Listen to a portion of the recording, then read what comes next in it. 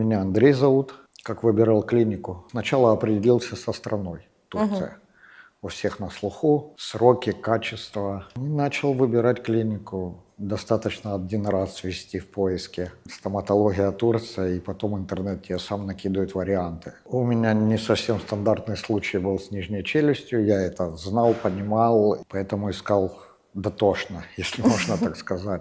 Сделал свежий рентген, отправил в большое количество клиник, около 15. Ну и начал с ними списываться и сравнивать и цены, и предложения. Основная часть клиник отказала, и все, начал выбирать из 3 согласившихся. 3 клиники согласились, в том числе ваша, в том числе Лема. Ну и все, начал выбирать уже из этих 3, уже более детально узнавая о клинике, читая в интернете, читая отзывы, ища информацию в интернете. Остановился на Лема изначально из-за размаха.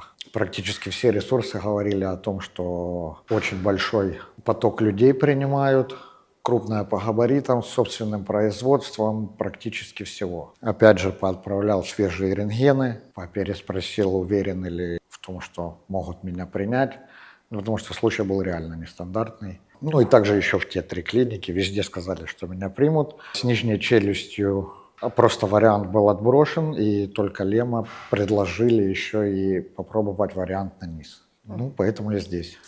Ну и как, вы довольны результатом? Я только его получил, и то, что я вижу визуально, мне нравится. По ощущениям, мне, конечно, сейчас сложно что-либо говорить, потому что практически 9 лет у меня внизу не было зубов. И я настолько к этому от этого отвык, что мне сейчас нужно время, я как будто бы... То, что я вижу визуально, мне очень нравится. Пробовали уже кушать в них? Да, я пробовал уже кушать. Это очень непривычно.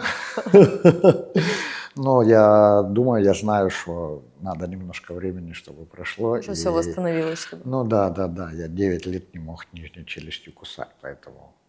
Если короткую историю вас попросим... Несчастный случай, да. Грубо говоря. Многочисленные осколочные переломы, удаление кости и в итоге неправильно сросшийся перелом. Вот.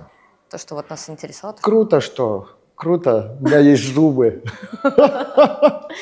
Ну, получили желаемый результат. Да, думаю, да. Да? Круто? Да. Улыбнитесь на камеру, покажите свои зубки. Это сейчас будет оскал, а не улыбка. Я в восторге от хирурга, который ставил мне... Я вообще в восторге от ваших врачей, спасибо им. Доктор Айкут. Он просто единственный, кто не просто согласился это делать, а прям не побоялся и был уверен в том, что он это сделает. Потому что даже в вашей клинике не все врачи взялись это делать. Он на уверенном и меня успокоил, сказал, не ссы, все будет нормально. Не знаю, можно так говорить. Можно. Ну вот, честь и хвала за то, что не боитесь экспериментов и не боитесь брать на себя ответственность и непростые задачи. В этом, наверное, отличается хорошая клиника от просто клиники, где просто поставить зубы и где поставить зубы со звездочкой. А как ваш доктор, который вам устанавливал коронку? Вообще красавчик, тоже молодец. Я видел, что он очень старался, я видел, что он также волновался, вместе, да. переживал вместе со мной, да, много дискутировал, много звал инженеров, тех, кто проектировали мне зубы, мерил, примерял, подгонял. Тоже я к нему проникся и благодарен, что он как к человеку, что ли, относился с пониманием, так сказать, с пониманием, что я тоже волнуюсь, тоже переживаю. Вот как-то это ощущалось.